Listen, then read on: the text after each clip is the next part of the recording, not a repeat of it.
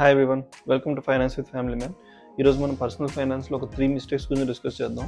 మన వాలెట్ అనేది డ్రైన్ అయిపోకుండా, అంటే మన బ్యాంక్ బ్యాలెన్స్ అనేది మనకు తెలియకుండానే డ్రైన్ అయిపోకుండా ఉండాలి అంటే ఇలాంటి టిప్స్ అని డెఫినెట్లీ ఫాలో అవ్వాలి. ఫస్ట్ మిస్టేక్ వచ్చేసి మనం గ్యాడ్జెట్స్ మీద చేసే ఓవర్ స్పెండింగ్.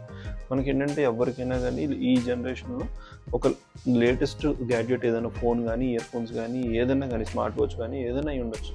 మార్కెట్లో రిలీజ్ అయిందంటే ఇమీడియట్లీ మనం పర్చేస్ చేయాలి అనే ఆ ఎంతూజియాజం అనేది definitely it is acceptable.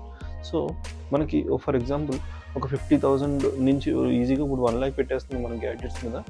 1 lakh అయినా కానీ పెట్టినాం అంటే ఈజీగా ఖర్చు అయిపోద్ది. It's like easily spending of our hard and money. So అలాంటివి నీడ్స్ అనేవి చూసి బై చేసుకోవాలి. ఎందుకంటే మన నీడ్స్ అనేవి అత్యవసరాలు. డెఫినెట్లీ అవసరం ఉంది అనుకుంటే ఇమీడియట్లీ తీసుకోవాలి. అదే వాంట్స్ అనే దగ్గరికి మనం కొంచెం వెయిట్ చేసి, ఇప్పుడు నేనైతే ఒక 40,000 ఫోన్ బదులు 25,000 ఫోన్ మోడల్ తీసుకోమని సజెస్ట్ చేస్తాను. ఎందుకంటే ఇప్పుడు మనం ఫర్ ఎగ్జాంపుల్గా చూసుకుంటే ఈ ఇయర్ మనం ఫోన్ కొనాలి అనుకుంటే, అత్యవసరంగా మన ఫోన్ ఖరాబ్ అయిపోయింది, కొత్త ఫోన్ కావాలి అనుకుంటే, లాస్ట్ ఇయర్లో ది బెస్ట్ ఫోన్ ఒకటి చూడండి మీ బడ్జెట్లోనే.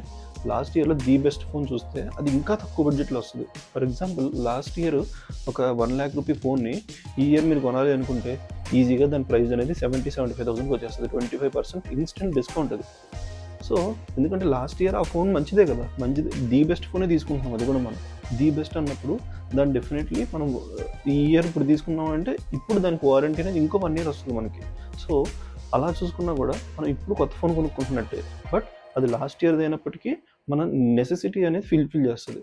సో ఆ విధంగా చూసుకొని అలాగా ప్లాన్ చేసుకొని తీసుకోండి. ఒక 6 months వెయిట్ చేసినా కూడా, కొత్త ఫోన్ అయినప్పటికీ 6 months వెయిట్ చేసినా కూడా ప్రైజెస్ అనేవి చాలా తగ్గుతాయి. ఎందుకంటే కొత్తది అన్నప్పుడు చాలా హైక్ మీద, డిమాండ్ మీద చాలా ప్రైజెస్ పెడతారు వాళ్ళు కూడా. దానికి తగ్గట్టుగానే మనం కొంచెం వెయిట్ చేస్తే ప్రైజెస్ అనేవి మ్యాండేటరీగా తగ్గుతాయి, అప్పుడు తీసుకోండి. సో సెకండ్ హ్యాక్ వచ్చేసి, ఓల్డ్ ఫోన్ ఏదైనా ఉంటే, ఓల్డ్ గ్యాడ్జెట్ ఏదైనా ఉంటే దాన్ని, ఓల్డ్ ఫోన్ కానీ ల్యాప్టాప్ కానీ ఏదైనా ఉండొచ్చు, దాన్ని OLX కానీ, క్యాషిఫై కానీ, ఇప్పుడు చాలా యాప్స్ వచ్చేసాయి. అన్నింటిలోనూ మన ఫోన్లు లిస్ట్ చేసి మన ఫోన్ అమ్మేసేయండి. డివైస్, ల్యాప్టాప్ ఏదైనా ఉండొచ్చు, దాన్ని అమ్మేసి ఆ అమౌంట్ని కూడా ఈ కొత్త గ్యాడ్జెట్ కొనే దాంట్లో ఇంక్లూడ్ చేయండి. సో అలా చేయడం వల్ల మన కొత్త గ్యాడ్జెట్ అనేది ఇంకా తక్కువ ప్రైస్కి వచ్చినట్టు అవుతుంది అన్నమాట. సో ఆ విధంగా చేసుకుంటే మన అమౌంట్ అనేది చాలా వరకు మనం సేవ్ చేసుకుంటాం. థర్డ్ మిస్టేక్ వచ్చేసి స్పెండింగ్ క్యాప్ అనేది లేకపోవడం. మంత్లీ మనం ఫర్ ఎగ్జాంపుల్ ఫన్ అనే దానికి ఒక బడ్జెట్ ఫిక్స్ చేసాము, ఓవర్ స్పెండింగ్ అనేది డెఫినెట్లీ తగ్గుతుందండి. ఇప్పుడు 75,000 శాలరీలో మనం ఒక 10,000 అనేది ఫన్కి లిమిట్ చేసాం అనుకోండి, దాన్ని 5,000కే క్యాప్ పెట్టుకోవాలి. మన లిమిట్ 10,000, దానికి మించి చేయకూడదు. 5,000 అనేది మన క్యాప్. అంతకు మించి వెళ్ళకుండా ఉండడానికి మనం మ్యాక్సిమం ట్రై చేస్తాం. ఇప్పుడు ఫర్ ఎగ్జాంపుల్ డైనింగ్ లేకపోతే మూవీస్ ఇలాంటివి కొంచెం రెడ్యూస్ చేసుకుంటే, కంప్లీట్లీ కట్ డౌన్ చేయమని కాదు, కొంచెం రెడ్యూస్ చేసుకుంటే డెఫినెట్లీ మనం మ్యాక్సిమం సేవింగ్స్ అనేవి ఎర్న్ చేస్తాం. రియల్ లైఫ్ ఎగ్జాంపుల్లో చూసుకుంటే ఒక 75,000 శాలరీలో 15,000 సేవ్ చేయగలుగుతాము. 5,000 మనం గ్యాడ్జెట్స్ ఇవన్నీ కంట్రోల్ చేసి ఆ అమౌంట్ అనేది సేవ్ చేయడం వల్ల, అంటే ఈ ఎంఆర్పీగా దాన్ని కొనకుండా దాని ప్రైస్ అనేది మనం మేనేజ్ చేసి ఆ విధంగా కొనడం వల్ల కూడా మనం అమౌంట్ సేవ్ చేయగలుగుతాం.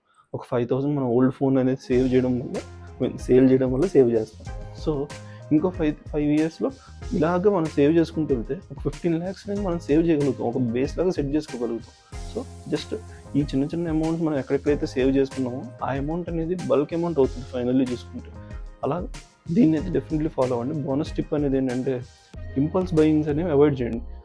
ఆన్లైన్ కార్డ్స్ అనేవి ఉంటాయి మనకి, ఏదైనా అమెజాన్ అని, ఫ్లిప్కార్ట్ అని, ఏదైనా కానీ కార్డ్స్ ఉంటాయి. మీకు ఏదైనా అవసరం అనిపిస్తే దాన్ని యాడ్ చేయండి ఫస్ట్ కార్ట్లోకి.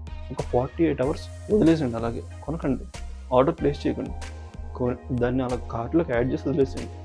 ఒక 48 hours తర్వాత కూడా మీకు నిజంగానే అది కొనాలి అనిపిస్తే అప్పుడు కొనుక్కోండి, అప్పుడు ఆర్డర్ ప్లేస్ చేసేయండి. ఎందుకంటే ఇంపల్స్ బయింగ్ అనేది మన ఎమోషన్స్ మీద చాలా ఎఫెక్ట్ అవుతుంది. మన ఎమోషన్ అనేది ఆ టైంలో అది కావాల్సిందే అంటుంది. 48 hours తర్వాత చూసుకుంటే అది ఎంతవరకు అవసరం మనకి అనేది ఒక క్లారిటీ వస్తుంది. సో ఆ విధంగా కూడా మనం చాలా వరకు అమౌంట్ సేవ్ చేసుకుంటాం.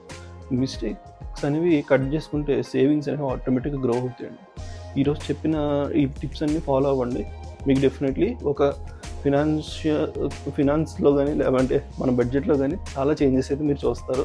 సో ఇవన్నీ నేను ట్రై చేసి చెప్తున్నానండి, ఇవి డెఫినెట్లీ వర్కౌట్ అవుతాయి మనకి. డైలీ షార్ట్స్లో మనం టిప్స్ షేర్ చేస్తాం, వీక్ మొత్తం కూడా మనం long videos with full description చెప్తున్నాం. సబ్స్క్రైబ్ చేసుకోండి. రేపు డెట్ మేనేజ్మెంట్ హ్యాక్ గురించి డిస్కస్ చేద్దాం. ఫ్యామిలీ కోసం మనీ స్మార్ట్ అవుదాం. మిస్ చేయకండి. బాయ్.